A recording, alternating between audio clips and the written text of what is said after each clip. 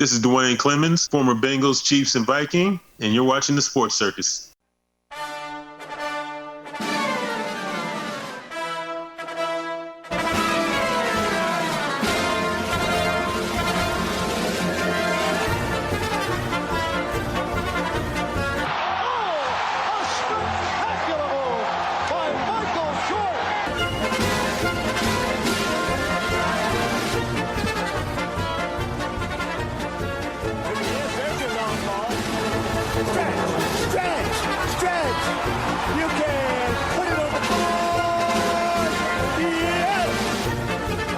Welcome to the Sports Circus. I'm your Ringmaster Sal here at Long Beach Lenny, and today's show is brought to you by Legal Shield, providing late protection and peace of mind for less than $1 a day. Maybe you got a ticket for speeding, texting and driving, maybe a DUI, or you have to go to court and you don't want to go. It happens to everybody, folks, at some point. You never know. You never know what's around the corner. For less than $1 a day, Legal Shield can help. Call 213-245-1305. That's 213-245-1305 right now. Or go to nocourt.us. How about a round of applause for them? All right, a big welcome to everybody listening in on iHeartRadio, as well as our NBC Sports affiliates from coast to coast. And Lenny, this is for you, buddy. Let's get ready to rumble! You got it? Have I got it? Did you hear it? You talking to me? Yeah, You talking to me? Yeah, that's what I have to say, Sal. You talking to me? Really? I'm talking to you. How about your blasted LA Kings choking against the Vegas Golden Knights, the hottest team in hockey? Yes, the Kings blew a lead yet again to the Vegas Golden Knights, who now are 10-0-1 in their last 11. They are the hottest team in hockey. Yes, they're 16-1 to win the Cup, and they've got a 99.7% chance to make the playoffs. That's an expansion team, mind you. They are of the NHL, Sal. Now, I'm going to dub them no longer the Golden Knights. I'm going to call them the Golden Unicorns, because it is mystifying. It is of myth and now legend and folklore that this team, that is an expansion team, that in the beginning of this season, Sal, even you said they would be lucky to even get to be respectable. You said just to be respectable, Sal. I said they'd be lucky to win 30 games, and they're almost there right now with more than half the season to go. How incredible! This is incredible, and I'm certain that other teams in the NHL, and I'm not just talking about the beloved Pacific Smythe division, I'm talking about just everyone, Sal, is looking at this saying, where is their superstar? Oh, wait, their superstar and best renowned player and best paid player is not even between the pipes right now. And this team is just winning and winning and winning. It's almost like Trump. Are we tired of winning yet? It's unbelievable. It's unbelievable. Well, think about this. Their best player isn't Marc-André Fleury. It is not Fleury. No. Their best player is actually a combination of three different guys. They don't have a best player. They have a few guys that are getting the work done. They're doing the heavy lifting every day, kind of like everybody driving home in traffic right now. Think about everybody sitting on the 405 or the 5 or 10 or 210, 60, 75, 78, call it what you will, even up in Toronto on the 403 or the 405 up there going back down to Buffalo. The bottom line, man, is that somebody's doing the heavy lifting at some point, and when you think about all those trucks going down the freeway right now, they're doing the heavy lifting, and of course they're clogging the lanes up. But think about this. Alex Tuck, number 89 on that Vegas Golden Knights team, is one of the unsung heroes, along with Carlson, William Carlson as well. James Neal, we know he's a really good player, but you've got guys that are flying under the radar. Cody Eakin, and let's face it, Malcolm Subban is really the unsung hero on the Vegas Golden Knights. So ultimately, this is a team that's going to be around, Lenny. Like it or not, your Queens are going to end up fighting somewhere in the mix. They'll be a playoff team, and they're going to be a tough out. But you got to look at what Vegas has been doing, man. They are going to be a really tough out because they win from behind on a regular basis. No lead is safe against these guys. That I will say is true. However, Sal, I will tell you, in your land of mystic hockey, folklore, and fairy tales, who was in goal last night? Yes, Sal, the Frenchman. Who cares? Saved them from the Kings. Oh, It was him. It was an cares? all-star, You know why he was in? two-time Stanley Cup championship goalie. That's what it took to beat the Kings on their ice. No, that's not what it took. The only reason he played yesterday is because Malcolm Subban played the game and the day before. Otherwise, Subban easily, hell, he could have did a back-to-back anyway. The only reason Fleury, who's made of Swiss cheese in the first place, was in there is because they need to rest Subban. Subban is really the number one. And if you don't know, look, the one bit of value that Fleury brings to the table is he's like a third defenseman. The problem is he's weak to the blocker side. He's weak to 7-hole. He's weak to the 5-hole. This guy's got some issues, buddy. And I think that he's more of a liability for 6 million bananas on that team than anybody else, at least in the entire Western Conference. So I love it now that you are proclaiming to everyone on air that the Golden Knights goalies need naps and timeouts from time to time in order to be effective. For the nice, same reason, Sal. Jonathan Quick, get out of here. Jonathan Quick needs the same thing in L.A. John Gibson in Anaheim needs the same thing, and on and on and on we go. So it's commonplace. Everybody, even Braden Holtby, who's probably the best goalie in the league. I don't think you're getting a lot of argument from that one. Braden Holtby over in Washington is the best goalie, and he needs to rest just as well like Pecorino does in Nashville, blah, blah, blah. So why is it that Quick had to stop 36 shots on goal and Lefleury only had 26? I mean, is this because of the Kings' lack of speed? What is the deal? Why were there so many 10 more shots on goal for the other team? Well, the reason being, quite honestly, is that the strategy for the Golden Knights is to put offensive pressure. That's it. Constant pressure on the other club. So they're going to keep that biscuit inside the offensive zone. They're going to keep peppering the goalie, throwing a bunch of crap at the goalie. Eventually, something's going to get through. And you'll notice most of their goals, I would say a large amount of them, are actually scored right over the shoulder, right over the blocker. And so they're making the extra pass, and most of their goals are right there. The balance of them are largely 5-hole. And that's exactly how the Kings lost in OT last night. Yes, Off sir. of the left side, that shot that went over Quick's shoulder. Yep. You explained it perfectly right there. You have a little bit of interference there, coverage, if you will, and blam, a one-timer. What was that? About 30 feet from the left side, right over Quick's shoulder. That was pretty amazing. Yeah, that was from outside the dot.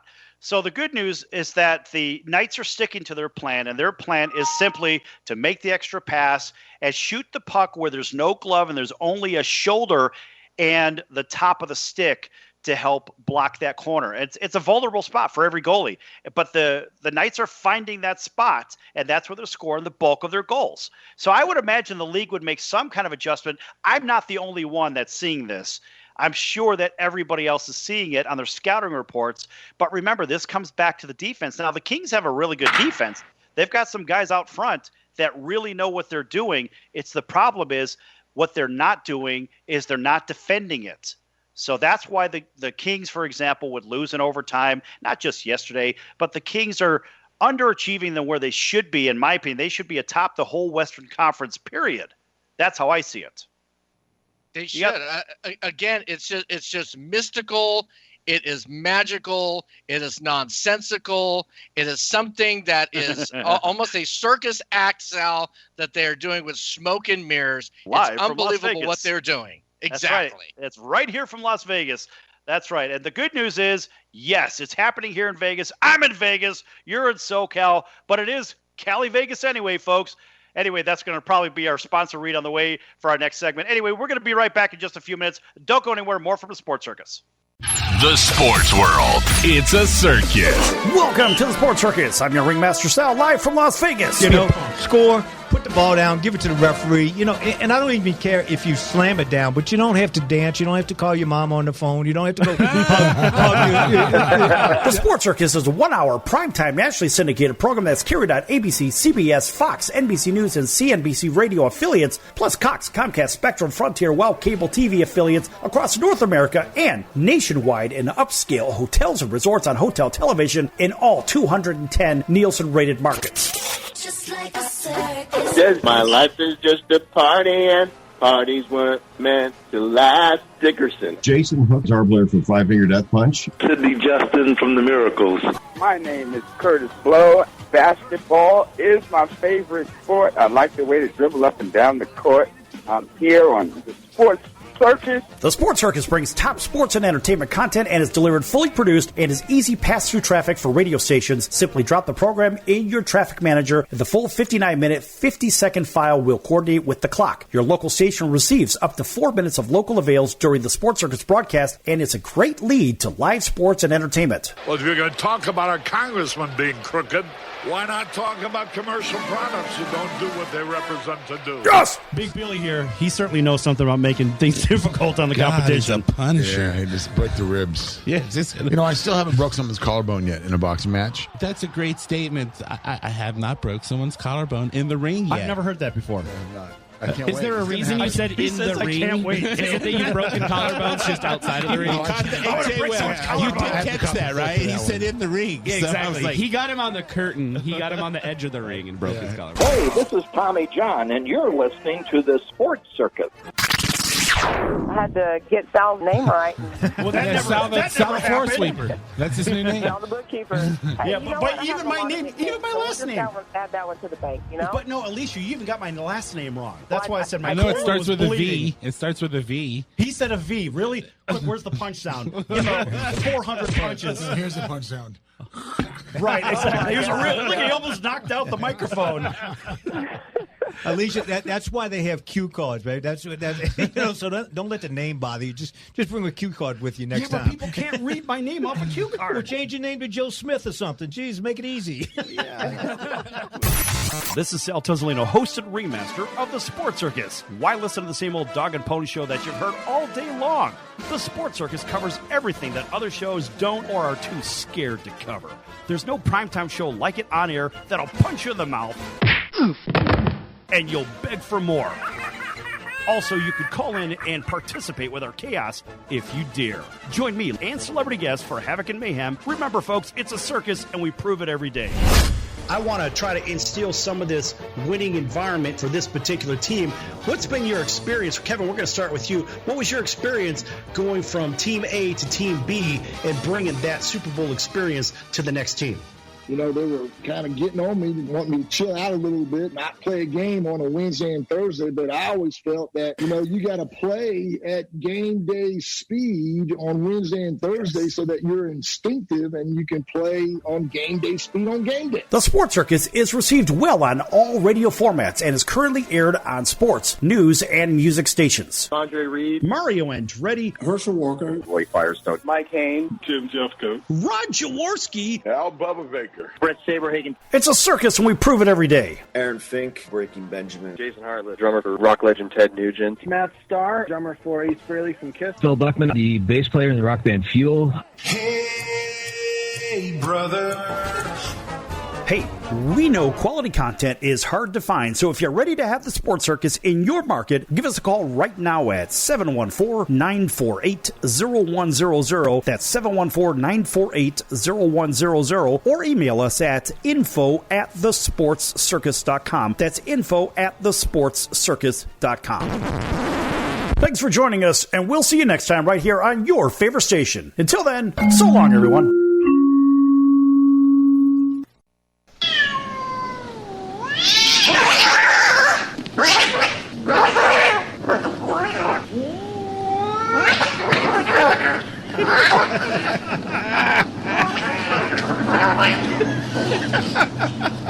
That's ridiculous. Oh, a wise guy, eh? Quiet, numbskulls. I'm broadcasting. This is Randy Grimes, formerly of the Tampa Bay Buccaneers, and you're listening to the Sports Circus.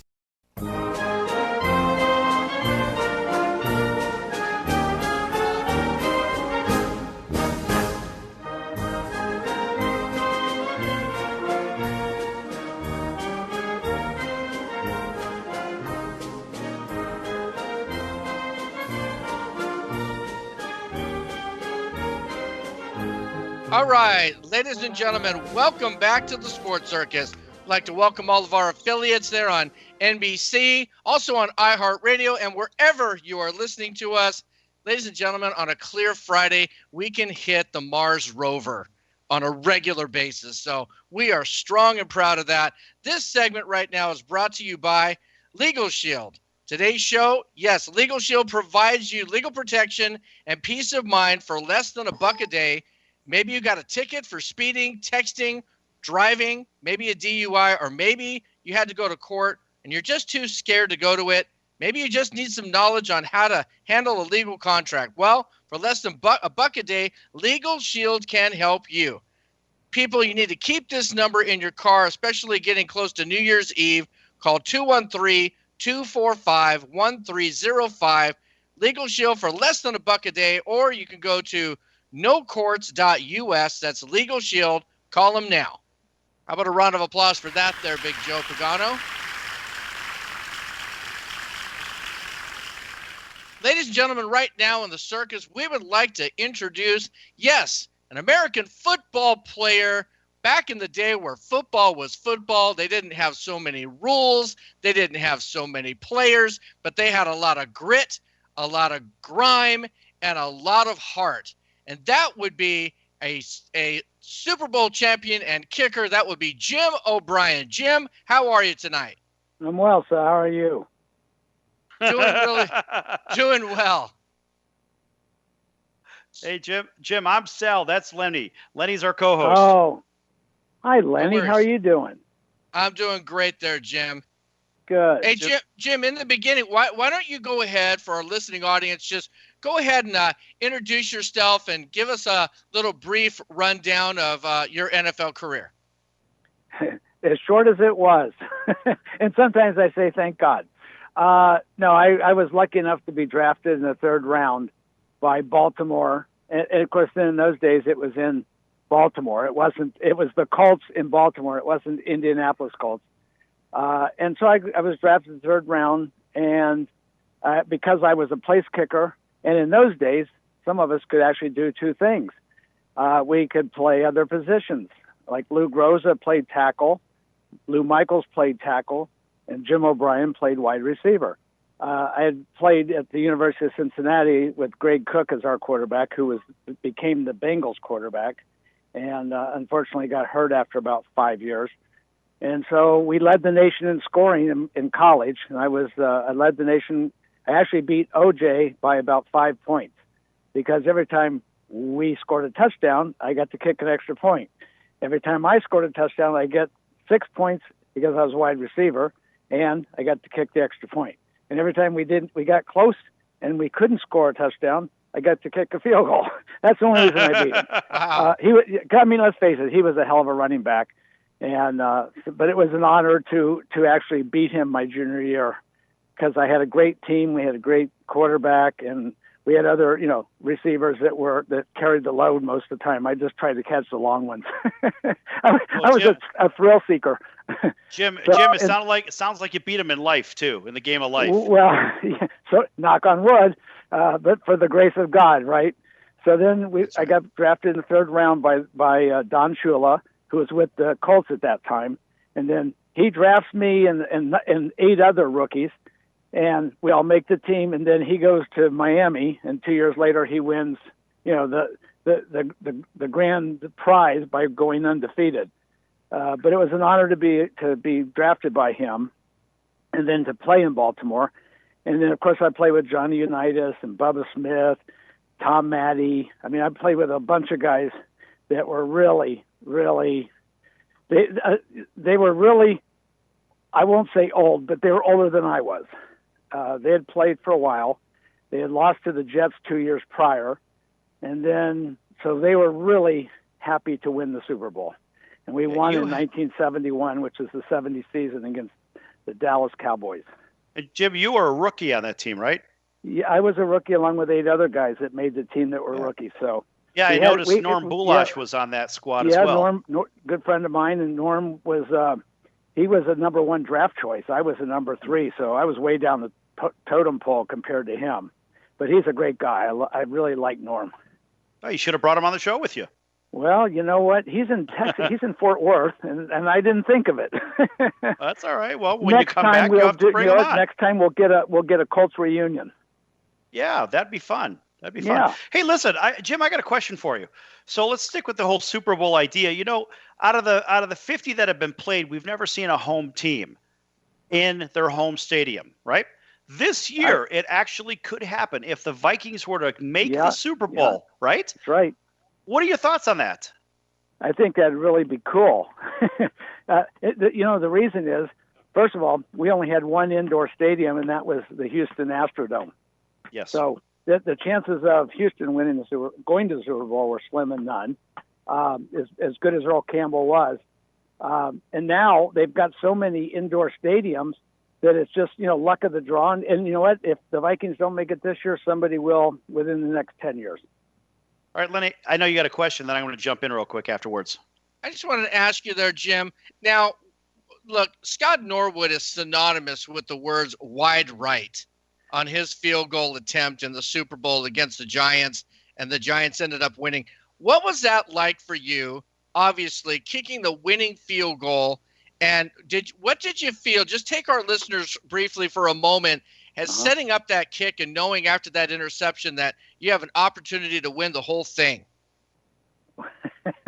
Well, it's first of all, it's hard to go back 52 years or whatever it is.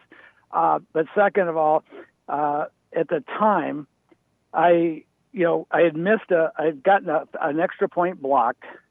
And I won't blame it on anybody but me. I was a little slow in going because I was nervous. So in this field goal, I'm thinking, I just concentrated. I went back to my fundamentals. It's like you like in golf, the fundamentals. So you go back to fundamentals and you just blank everybody out. When they show the film of the game, the guys that do all the films for NFL films, and they make it completely quiet, and it's kind of a really cool effect. That's how I actually felt. I didn't hear any noise. I really don't even remember seeing the ground. I don't remember seeing Earl Morrall. I remember seeing the ball and just being on automatic and kicking it, and that was that. I mean, that ball would have made probably 53 or 4 yards, which is pretty good for a straight-on kicker. Yeah, I like the straight-on kicker model myself. Well, you like straight-on kicker? I do. I like it because there's less movement than taking a running start. These guys are so good. That's just how I see it. As a little kid, I was a place kicker on my Pee Wee football team, and that's the way I did it. Well, that's because of your age. Hey, I'm not that old. Come on. No, you're killing me over here. Lenny's older than me. You. Huh? Yeah. Lenny's older than me. You. No, it's you know what? These guys are so good, and a lot of it has to do with they started when they were like 5 years old playing soccer, so they've had a lot of practice. Whereas we played other positions. I mean, I would practice every day for an hour and 45, 50 minutes with the receivers, and then I'd go kick for 10 whole minutes. So you're obviously not going to be quite as good when you only practice 10 minutes a day. So I think a lot of that has to do with that. That's one thing, Jim. I don't know if we're ever going to be able to see a two-way player that will play one position and then be a kicker for field goals and extra points. I don't, to be honest, I mean, I really haven't heard of that until this interview right here. Yeah, those days are over. Yeah, you're not going to find, I mean, those days are long gone. From that, it's let's face it, it's an age of specialization. Look at technology, look at anything else, automation, everything. We're never going to see somebody who plays two positions again. It's just not going to happen, and at least in our lifetime. So, Jim, I have a final question here before we wrap the segment up. I want to find out, because there was some legislation that's being proposed by Indiana State Representative Milo Smith, and it was about kneeling during the national anthem at Lucas Oil Stadium. And it is the Colts, it's just the wrong city, right? But he says right. But he says the bill would actually allow fans to get a refund during the first quarter if they feel disrespected. What are your thoughts about that real quick? Well, obviously, when I played, we would have never thought of doing that. Absolutely. It wasn't in our DNA, and it was part of like being that was part of the tradition of the game. You were proud to stand out there and salute the flag and put your hand over your heart. And I couldn't sing, so I never sang the national anthem, but other people who could sing sang. And I think that it's criminal that they do. It's just the wrong forum. That's all. Right. Jim, it just seems completely un-American. Exactly. And this is America, and this is the game that has afforded a lot of people who would not otherwise have any opportunity to really make a statement and to be, and to earn a really, really, really, really nice living, especially compared to what we earned. Yeah. Jim, I haven't watched the NFL all season because of this nonsense. It just stinks because I love the NFL. But my opinion is that, look, until they get their act straightened out with it, I just can't watch it for the life of me. I won't do it. I watched the Canadian Football League, and I did see Johnny Manziel is going to play for the Hamilton Tiger Cats. How about a big round of applause for Johnny Football? Well, hooray for him. Let's hope he can keep his nose clean and actually play. I think he'll be okay. I hope so. For him, for his sake, I hope so. Because he does have an ability and he could use it. I mean, look, he was in Cleveland. He did a lot of bad things, but I think Johnny's going to make a revival of his career. He has to spend a minimum of 2 years up in the Canadian League, which is fine. But after that, he's free to go in the 19-20 season to the NFL if he chooses. But I think he's going to do really well up in the Canadian League because there's so much going on. There's motion. There's multiple guys in motion, a bigger field. It's a wide open arena, and I think he's going to have some fun with it. You never know. He may never come back. So listen, Jim, in the last minute, is there any final thoughts or things that you'd like to people you like to say hello to or causes, whatever you want to push, or just tell people what your interests are? You got 40 seconds. Oh, thank you. I left my list at home. I'm on vacation right now, so I left my list at home. But obviously, I'd like to say hi to all the old Colts. And when I say old, we're all old now. Any of us that have survived. And those guys, and Jesus Christ is my Savior, and we go to church a lot, unless I'm playing golf that day. And other than that, just a lot of good friends, from Cincinnati. How about our buddy Dave Smoot in the last 5 seconds? I was just going to say he's one of my friends. He's my best friend from Cincinnati, and I'd like to say hi to him and his family. And I want everybody has a great New Year and a healthy, safe, and prosperous New Year. All right, folks, that was Jim O'Brien, Super Bowl champion, Super Bowl V from the Baltimore Colts. We're going to be back in just a few minutes with more mayhem on the Sports Circus. Don't go anywhere. That's the sound of sizzling, dry-aged USDA Prime Wagyu and Angus steaks from UpperCutChops.com. Their best-in-class filet mignons, New York steaks, and the king of all steaks, the tomahawk and cowboy cut ribeyes are the best in the business. Even their Prime Wagyu burgers will likely be the best you've ever had. Browse the full selection of steaks and chops at UpperCutChops.com from the comfort of your home or on your mobile device. UpperCutChops.com delivers all-natural, dry-aged USDA Prime Wagyu and Angus steaks and chops directly to your door, without the hassle of going to the grocery store and fight crowds to pick from a small selection of average and best meats with injected steroids, fillers, and coloring added to look good. Find out what's for dinner at UpperCutChops.com or call 702-799-9935. That's 702-799-9935. 702-799-9935. Or make your selection directly at UpperCutChops.com.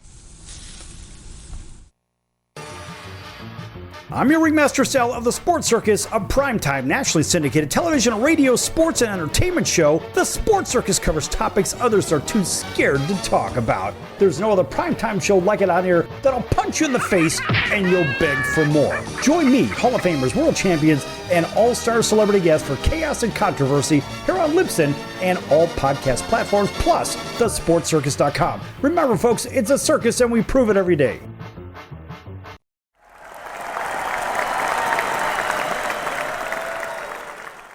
You're listening to the Sports Circus, and I'm Mike Golick.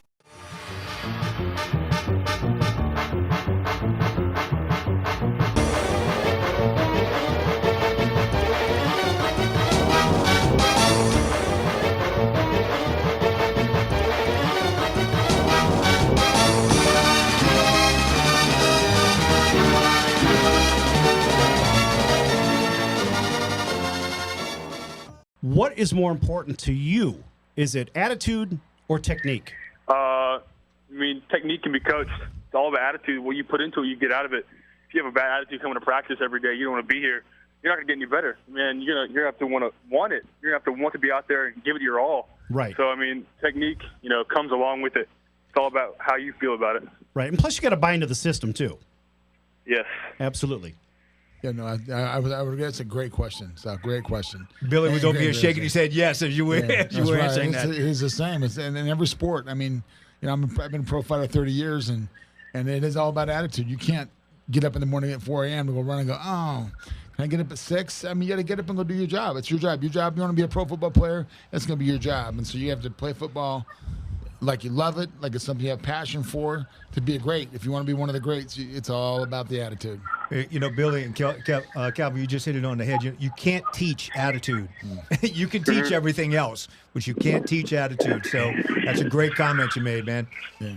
Right. Well, you can't teach hunger either. That's the thing. It comes natural. Yeah. Either you've got it or you don't. And that's half the battle.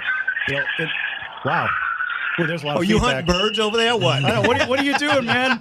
Are you in the kitchen? Are you killing I dinner? got a question. How big's the pressure at your school? I mean, is it a school where you're making good grades, you're in your top 10, you're a big kid, you stand out? I mean, what's the outside influences that affect you most, or do you just cut it all out? For the past couple of years, my school's been building, and we've had a really great season this past year. And I feel like the school's emotion kind of influence us because we want to be better. We want to be really great for them. And the community as a whole, too, it's not a very big town. So all the people who come support us, they want to see us succeed, and definitely want to do it for them. So it's not just for me, but it's for me and to represent where I come from. Well, that's who you play for, but how does the pressure affect you? In many different ways. The pressure can mess with me sometimes because, I don't want to mess up. I don't want it to be all on me. As an offensive lineman, we're the first to get blamed and, the last year recognized for some of the stuff. Exactly. Yeah. So it's just most of the times, I try to just fight through it and try to ignore it all and just try to do my job. Hey, Calvin, just like you said, when you win, look what we did as a team. When you lose, look, Calvin missed that block, right? Yes, sir. Hey, listen, just one quick statement here for these guys. I lived down in Texas, White, and when I was with the NFL scouting and things, Texas, I hit 5 states, but Texas football, guys, if you don't know, is one of the strongest in the United States. So congratulations, Calvin, on your program that you got together. Wish you the best of luck in the future, and hope you get to pick where you want to go. And you sound like a fine young man. Wish you the best of luck, pal. Good work. Well, I'll tell you what, Calvin, you make sure that you get in touch with me, and I will make sure I talk to you a little bit more about that recruiting side from the academic world, and maybe we'll see if we can help you out get some more looks. How's that? Yes, sir. All right, that sounds great. Now, that was Calvin Barquette from Saxe, Texas, from Saxe High School. Great kid, big kid. I don't know how many Twinkies he eats a day, but when you're, we already had that with, the Makata, so you never know. This guy may eat, 40 or 50 himself, just working his way up to that 85. Not sure, but what a good kid. He's a very, very respectful, very mindful. I like that. And Rusty, you made a great point. So I've always liked doing business down in the South, and also, I went to a Southern school. Even though it's not so far south, Duke. Really? Why you got to be like that? South Canada or what? Whatever. Get out of here, South Canada. All right, Thank you. So I come in here, I get a mental ass kicking every week, but that's okay, man. I like, and there it is. A mental tripping. Right. Anyway, all right. Well, everybody, come back in the next segment. You're listening to the Sports Circus here on NBC Sports.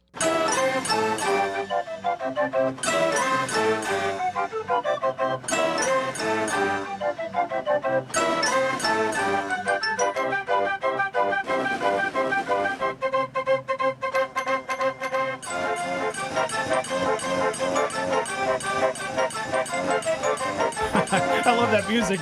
I got Billy grinding the organ over here. Yeah. Right. I'm running around collecting nickels with a hat. It's all good. Nickels. You're going to need more than that from Twinkies, buddy. All right. Welcome back to the Sports Circus here on NBC Sports.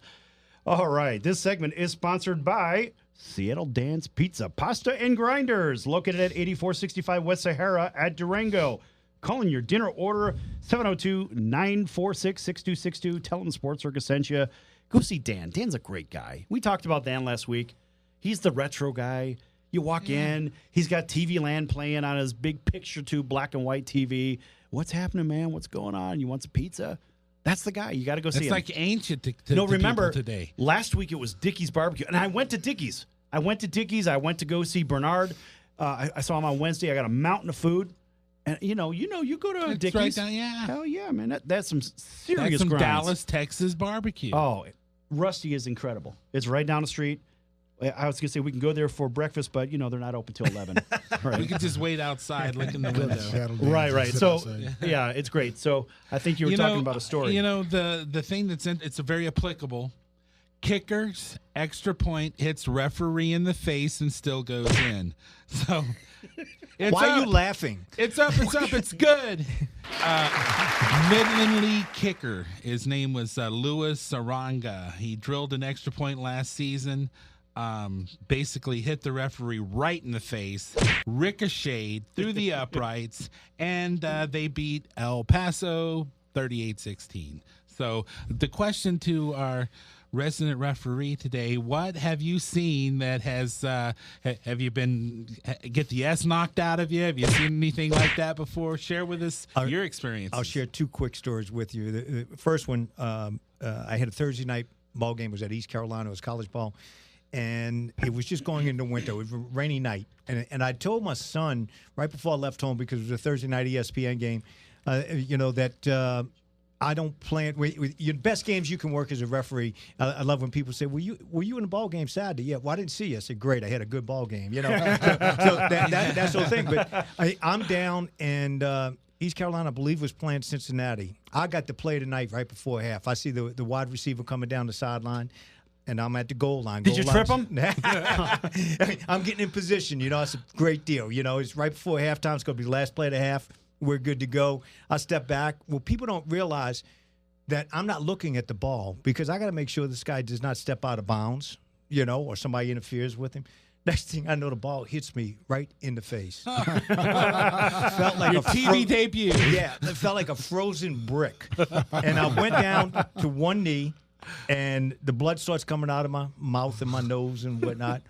And they still have about 3 seconds left on the clock, and the trainers over there trying to stop the blood, and during the play. Oh well, yeah, because we're in the dead ball period now. I was like, during the play, really? Yeah, the dead ball period. We bring the ball back in, stuff like that. Now I don't want to break the momentum of the game, because here we are right at halftime. I don't want the momentum to break. And my son teases me the next day, in which I've seen the replay.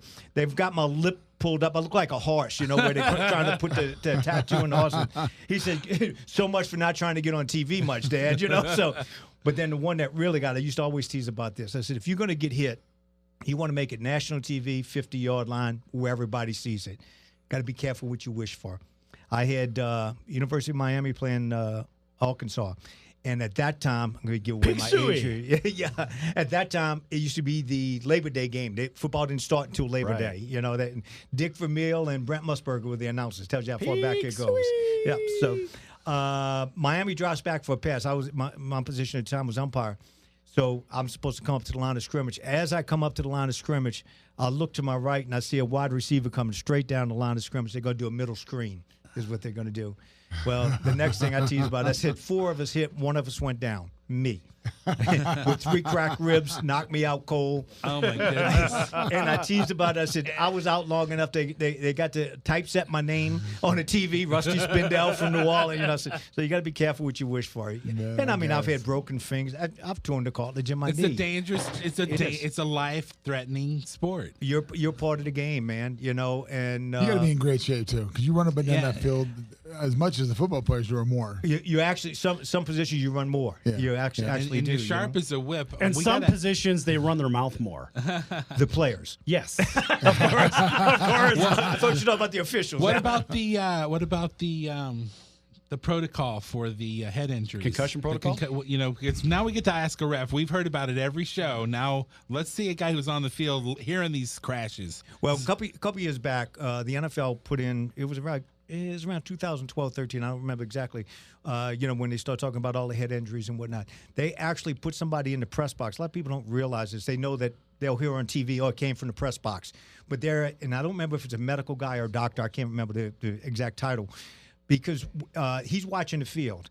And let's say Billy's out on the field and does this big play, but doesn't go off to the sideline because he thinks he's okay. Then 2 plays later, he kind of wanders to the sideline, Well, the guy up in the press box has been watching him because he thought on that play he might have rung his bell. He'll get in touch with the sideline that Billy's going to, get in touch with the medical staff to watch him. That's one of the big things that they've put in that people don't really pay attention to. Right. Do the medical staff have trump over the coaches and everybody? I mean, is the medical staff really the overseer of the game? Supposed to. Never thought of that. Yeah, years pass, and my dad's been friends with Chicago Bears, a guy that coached New Orleans, and I'm Mike Ditka. Mike Ditka. Yeah, and like they used to talk about it. And and the coach would be on the sideline, and I'll use Dick as an example, right. Not quoting him. But, he'd get his bell rung, and the coach says, you going back in? Yes, sir. Back in that day, you didn't question, Well, man. we had a guy in here a few weeks ago that played for Mike Ditka. And we had Mark Carrier, and he was the safety for the Bears. Mm-hmm. And he played 7 years for the Bears, and he was saying the same thing pretty much. Like, I didn't really talk much to him. But, we just followed what the coach said. And the coach said, he said he gave himself. You get your ass in there. I know where I'm at. I know my birthday. I know my wife's here. That's right. Get out there and then he drove himself home. He's like, what the heck's going on? That's right. Yeah, yeah, you're exactly right. And look, they should be looking at this more. Unfortunately, I have a little bit of a feeling on it. I may get myself in trouble with this. It's kind of, and look, my son has been not with Billy in the room. My son has been a police officer. The truth. Yeah, my son has been a police officer and stuff. There's certain jobs that bring certain problems with them. I'm not saying any police officer should be shot, and I got so much respect for them.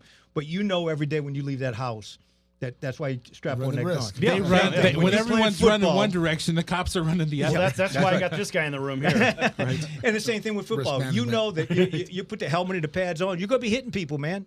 You may have that opportunity, whether you got your belt wrong, you broke your wrist, or you broke a leg, or whatever. So not defending it, just saying that. It's the risk that comes with any profession. Billy, you're a great example with your boxing. Think about it, right? You know what you're going in the ring to do. Yeah, we're going there to hit and try not to You're going in there to break a collarbone. I am looking right. We already know what he's about. This guy hasn't broken a collarbone yet. I like that noise they make when you crush the ribs.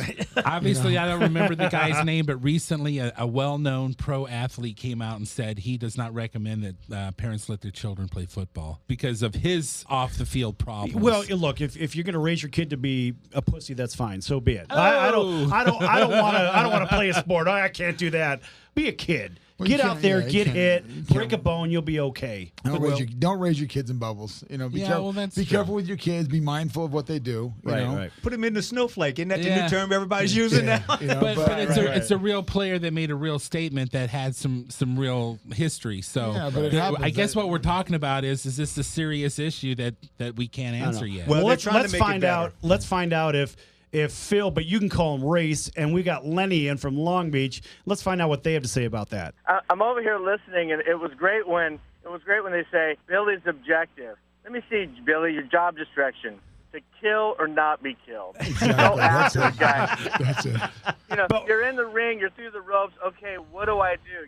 What's my job? I got to moiter the guy over there. Right. He's a bum. Right. He's a filthy bum, Rock. Get in there, you greasy Italian tank. Run him over. Yo, Mick.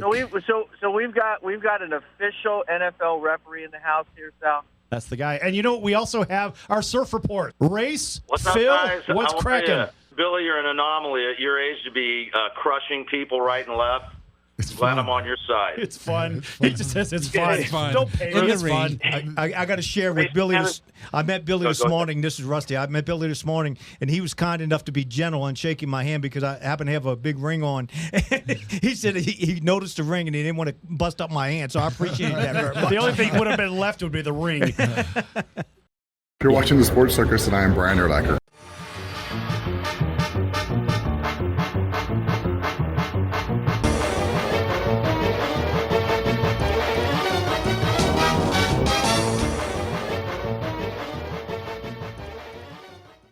Because that's what he's in a ring. Hand is bigger than Bigfoot's. His hand's bigger than most people's heads. Except mine, probably. I don't know. Well, I don't know. Billy says, you got a size 8.5. Dude, to me, you got a small head. Well, that's because you're 940. I mean, next to a pumpkin, your head is really enormous. Why you got to go there? But next to me, he's got a small head. So I got double pumpkin head. You got single pumpkin head. Great.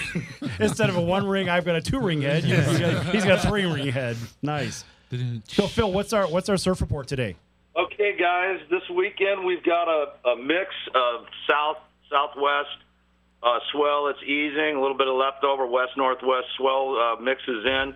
Most of the region looks pretty slow right now with the tide up at about 5.2 at 8:05 a.m., keeping most breaks in the knee to waist high, occasional chest high range. We got a few larger waves in the area that can handle that higher tide.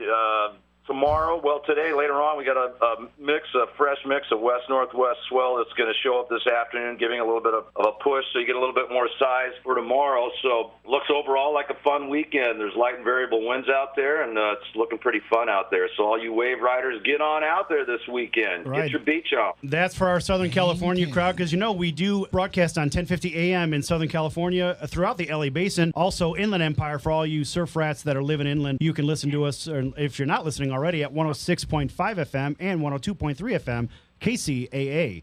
Phil gives the surf report for us every week. And Lenny over in Long Beach, I know you always got something good to add, so what else you got? Hey, it's great on the surf report. I mean, he just had 3 words: push, size, and fun.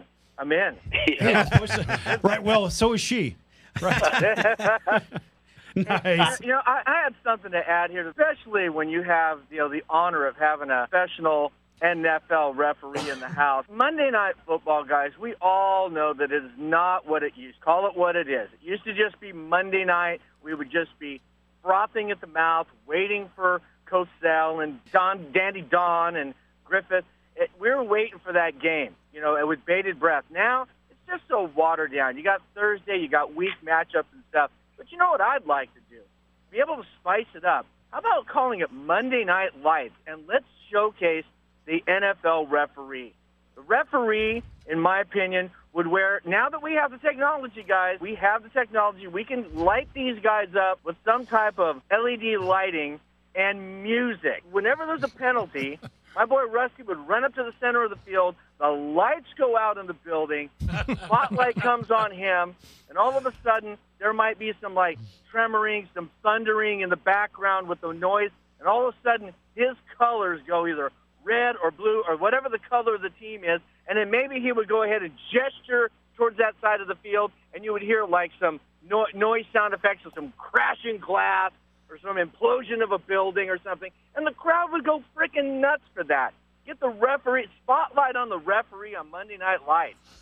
Obviously, you didn't hear the part of the conversation that the best game a referee could have is when nobody knows he's on the field, right? No, but now, come on, Russ. You know what? On Monday night, really, some of these games are an absolute snoozer. And how many more people would be engaged to say, damn, you know what? Did you see that they're doing the referees now? They're showcasing. And you guys would be like WWF superstars on Monday night. You guys would have names. You'd have monikers. They'd be doing pregame, pregame analysis with you guys. So, what color are you representing tonight, Rusty? Well, let me tell you something, Lenny. I'm representing the red team, and I'm telling you, I'm going to be bringing the thunder. They bring sound effects on it. Oh, you live in a different world than I do. Yeah, they call it wake and bake. Right. So, Phil, what was that? GoPro? GoPro. It'd be kind of neat to see them. It gave me an idea if you guys were wearing GoPro cameras. I'm going to share a story with you. I've got a good buddy of mine when I was officiating arena football. One year, arena football decided to do that to the umpire in the game to give people up close and personal, which I kind of liked. It was a pretty good idea.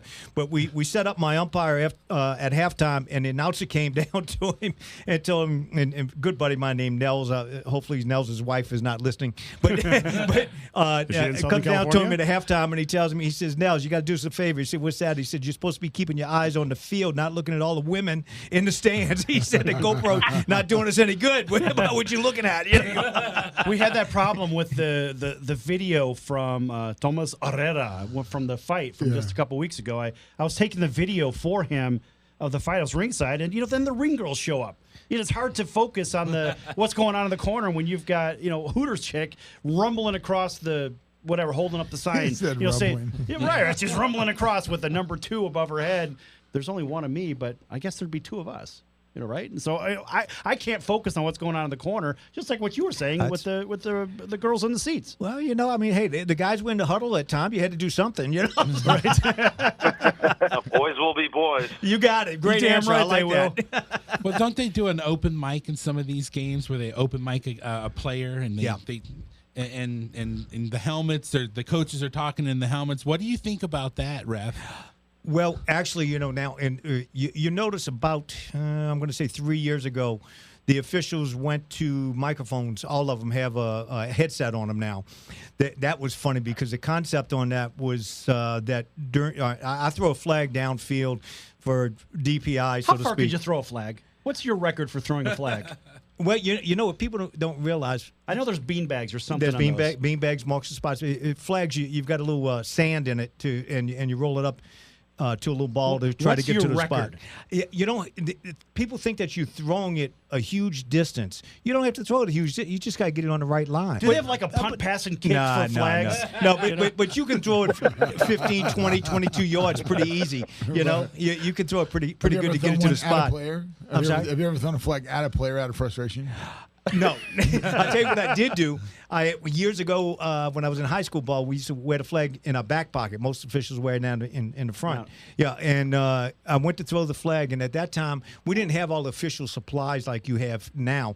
I used to go to the hardware store and get a fishing weight to put in the yellow flag. Went to the hardware store. Imagine how old I am. You can see how well the NFL really pays well, don't they? So I had this weight in my flag, and it was in the back, and I was on the wing, and I went to throw it, and it got caught in the back of my pants, and I swung it. The guys here at the station can see what I'm doing. Swung it like this, and it went across, it hit the kid in the helmet. The kid looked at me and said, "Now don't go offsides again." You got to try to cover yourself. But as you guys know, several years back, the NFL player got hit in the face with the flag, and they changed all the flag and stuff like that. A guy named Jeff Triplett threw that flag. Jeff and I did college ball together too, but to hear one of the linemen mic'd up, because they always have the no, skill you don't. players. Yeah, that's exactly what I want to hear. Half of it would be cut out. That's all right. I want to hear it. So they put it on satellite or they put it on whatever. But I'll share a little time. We were talking about this a little bit earlier in the studio. Do you talk to the players? How, what, why?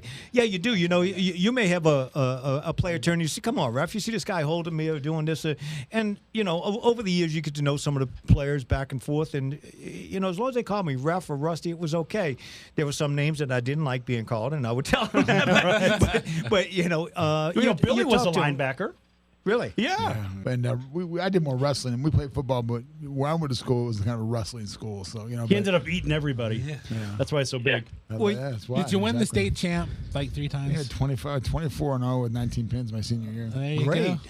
Wait, you the type of guy, see, because I worked 2 different positions in football. When I worked umpire, I worked by the linebackers because that's where we worked. the linebackers and I would talk all night long because two things. I didn't want you to run over me, number one. So I didn't want to be in your way. I would set myself. I'd tell you, go ahead, Billy, set up, and you feel me. I'm going to touch you on the back to let you know I'm back here because I'm going to be about a step behind you one way or the other, give or take. Now, one of the hardest teams to work back in college was Miami because they ran 3 linebackers, tandem linebackers. Well, they also held you up, too, right? You know, they have the Miami Thugs. Right? Oh, now that's not nice. Hey, it is what it is, man. They did drive nicer cars than I did. Did they ever use you as a part of the play? Like, you know, someone blocked the ref and then they went in and held the store up. They put him out in front. No, I'm just in general. Have you ever been used Absolutely. as part of the play? You take, especially a tight end will play right off of you.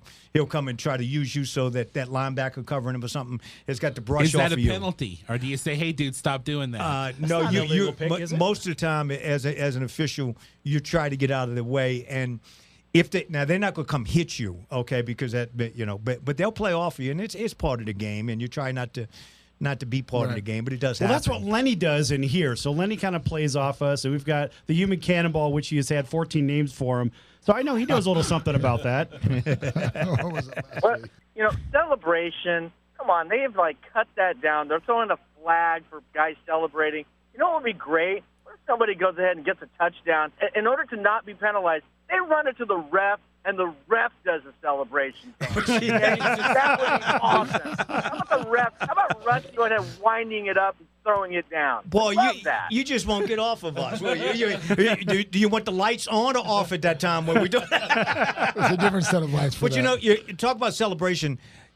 Boy, it leaves so much to the imagination on what you're going to penalize and whatnot. I think guys should be happy, great, and everything, but they call it long drawn out and choreographed and et cetera. But you're supposed to act like you've been there. Lou Holtz made that statement years ago. Act like you've been there before. That's right. Don't be a punk. Score. Put the ball down, give it to the referee, and I don't even care if you slam it down, but you don't have to dance. You don't have to call your mom on the phone. You don't have to go hug you upright. Come on, guys. Just, be a little bit professional. Because what happens, and you were talking about Monday Night Football before, but let's take Monday night out of it. When I talk to players coming up Friday night, which is typically high school ball, I say, guys, what they do on Saturday, meaning college, you can't do on Friday night in high school. What they do on Sunday, meaning pro, you can't do that in college. So, you got to kind of back it up. But what happens is, and especially these kids are looking at all these pro players, and, if so-and-so can do it, I can do it. No, you can't.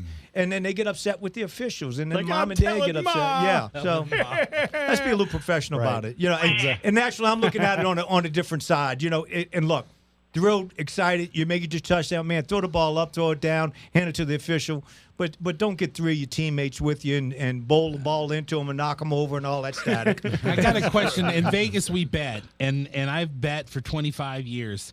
And I've said, man, did the refs give me a bad beat last night? Did you see that play? I mean, do you ever hear? Because they knew you were betting on it, right? But, you know what I'm talking about, Sal. There it comes. There's a lot of people that say that the refs cost them money. Did you ever hear anything about, dude, you blew me $20,000 last night? I'll answer 2 ways. I was in a ball game years ago, and of course, we can't gamble and bet and stuff like that. Of course not, but people do. Yeah, and a good buddy of mine, Miami was playing, and I called back a touchdown. Miami ends up having to kick a field goal. And my buddy says, you know how much money you cost me? I said, I didn't know you would bet on first. First, you shouldn't bet on the game that I'm in. But, well, at least that's good. Yeah, so he said, the other thing is, like, when I give my keynote speaking and stuff, the last question people always ask, you ever make a bad call? Hell no, I've never made a bad call. Some aren't as good as others. But never a bad one. No, but, you always hear that. The ref cost me. The ref didn't cost you anything. Right. The player cost you. That's the right. guy who was doing the holding or the guy who missed that pass. Well, they shouldn't have bet in the first place. Yeah, you got it. You got the it. face mask. Right. It's the ref's fault. Got the face mask. Has Rusty ever thrown one and then afterwards said, damn? I'll be honest with you. I threw a flag one night, and a buddy of mine saw me throw the flag. He said, when I threw it, you could see me reaching for it. I threw it, and I went, oh, no, he didn't really do it. And we picked it up, and we waved it off. When they got that wave off, it happens. It happens. We're not perfect. We got erasers on our pencils. Right. All right, Lenny and Phil, it's great to have you on here at the Sports Circus. We always want you on. We'll look forward to you next week as well. Want that surf report? All right. That was Long Beach Lenny and the Silver Surfer. You can call him Race, you can call him Phil. It doesn't matter. He's good at what he does. Been a surfer for 45 years, whatever the hell it is. So we've had Rusty Spindell, our resident NFL, NCAA referee. He reffed all over the place. And, of course, Bronco Billy Wright, human wrecking ball, because he is certainly a large man. And special thanks to our friends out in Southern California at KCAA, 106.5, 102.3 FM, and 1050 AM. Also, Mark, thanks for setting everything up. Let's face it, man. We're going to come back here next week, and we're going to do the same thing. Great show. Thanks for coming today, Ralph. Yeah, for Alicia Thompson, Bronco Billy Wright, Rusty Spindell, Human Cannonball, I'm your ringmaster, Sal Tozzolino. Thanks for joining the Sports Circus. So long, everyone.